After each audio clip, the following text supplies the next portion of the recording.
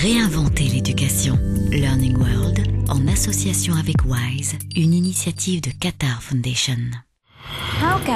Comment enseigner les maths? Défi intellectuel, l'apprentissage peut aussi s'avérer amusant et finalement enrichissant.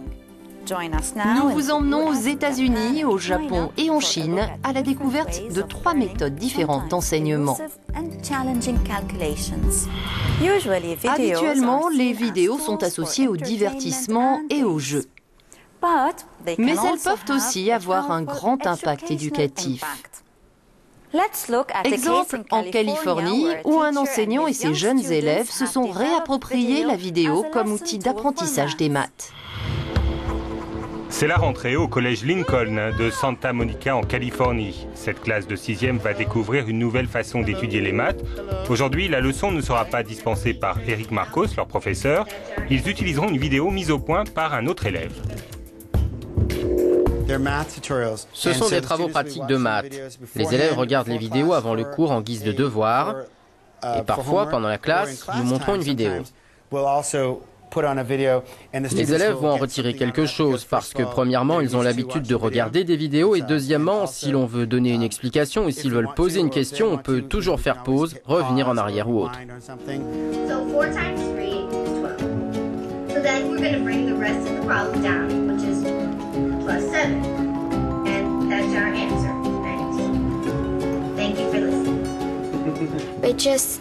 Avec le son et surtout l'image, visuellement c'est plus divertissant.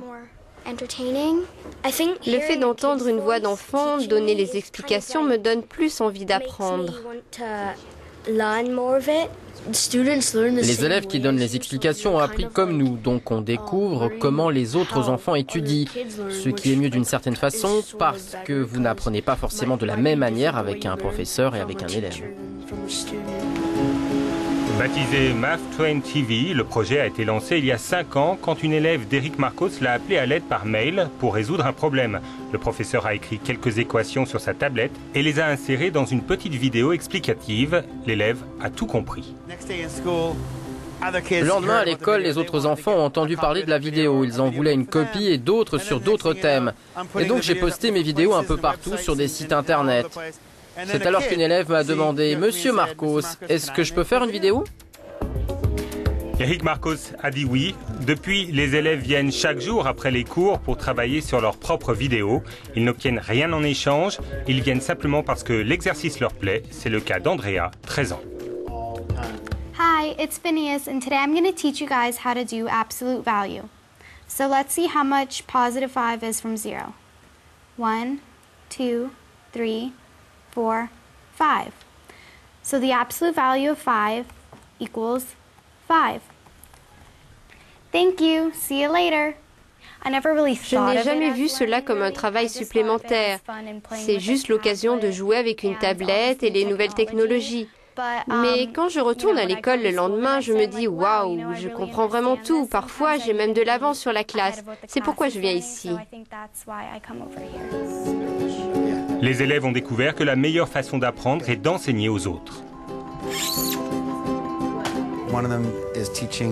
Un élève fait la démonstration aux autres et ils apprennent tous non seulement comment utiliser une tablette, mais aussi comment créer une vidéo de maths. Et s'il en ressort quelque chose de bien, nous le mettons sur Math Train TV. Math Train TV est devenu un véritable phénomène planétaire. Des enfants du monde entier s'y connectent pour consulter les vidéos d'Eric Marcos et de ses élèves. Nous commençons tous à compter sur nos doigts. Mais il existe d'autres outils, tels le boulier traditionnel, Soroban au Japon, qui aident à développer la logique nécessaire pour résoudre des équations. Illustration à Tokyo. Que ce soit pour compter son argent, son temps ou des gens, l'homme s'en remet aujourd'hui à l'électronique. Les calculatrices sont partout et nombre d'entre nous ont depuis longtemps relégué le calcul mental aux oubliettes. Il y a pourtant des exceptions. Taro, par exemple, est capable d'effectuer mentalement des opérations à 3, 4 et même 6 chiffres.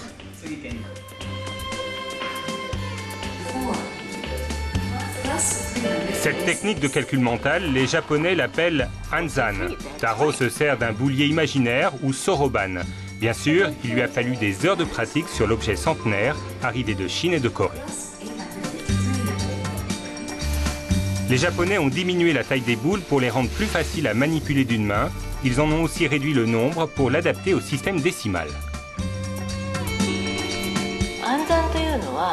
La visualisation et la mémoire ne portent pas sur les nombres. Vous imaginez ces boules et vous calculez en les regardant. Donc nous calculons ici avec une partie du cerveau qui n'est pas celle que l'on utilise en temps normal.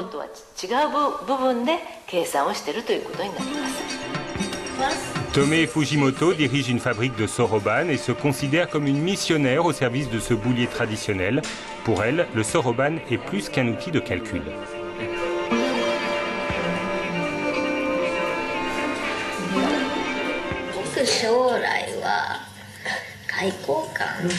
Je veux devenir ingénieur. Et je ne suis pas sûr que le calcul mental m'aidera dans ma carrière. Mais je pense que ça va me servir toute mon enfance.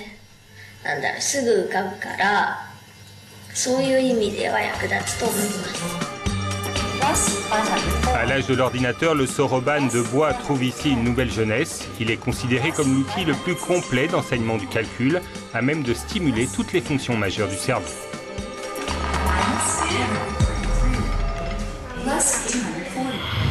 Le programme international d'évaluation des étudiants du secondaire a démontré que les élèves de Shanghai étaient ceux qui obtenaient les meilleures notes en maths. Qu'est-ce qui les rend si compétitifs? C'est ce que nous allons découvrir dans ce reportage en Chine. Shanghai est la ville la plus moderne et cosmopolite de Chine. Ces écoles détiennent aussi un record, celui des mathématiciens les plus prometteurs au monde. La dernière enquête PISA, pour Programme international d'évaluation des collégiens et lycéens, conduite sous l'égide de l'OCDE, a relevé que les élèves de Shanghai obtenaient les meilleures notes en maths.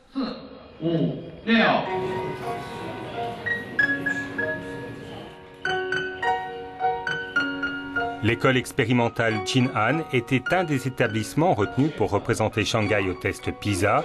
40 de ses élèves ont démontré leur supériorité en mathématiques. Ils étudient chaque jour pendant des heures et sont capables de résoudre des problèmes incompréhensibles pour d'autres jeunes du même âge. Mais quel est leur secret ?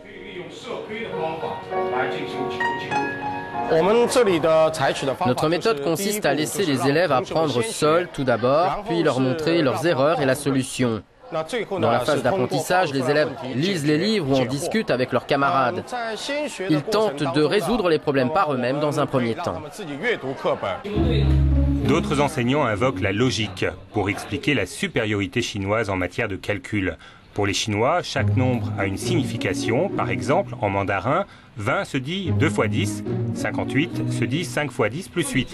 Dès lors, le calcul fait partie intégrante du langage et de la vie.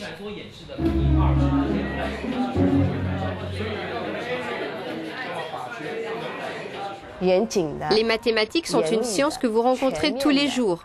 La question n'est pas le nombre de problèmes de maths que l'étudiant peut résoudre, mais l'acquisition d'une prudence et d'une logique. Ils acquièrent la capacité d'aborder un problème dans son ensemble, de l'analyser et de le résoudre. Pour les élèves les plus brillants, la Shanghai High School propose quant à elle des cours supplémentaires. La compétition y est rude avec pour objectif de participer aux Olympiades de mathématiques. Une préparation qui leur vaut aujourd'hui d'être champions du monde.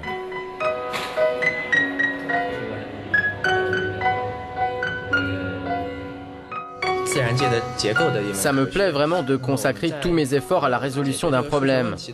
Les mathématiques sont magnifiques parce qu'elles portent un regard scientifique sur la nature. Avec elles, je découvre la beauté de la nature. Pour ces élèves de Shanghai, la passion des maths va donc bien au-delà des nombres.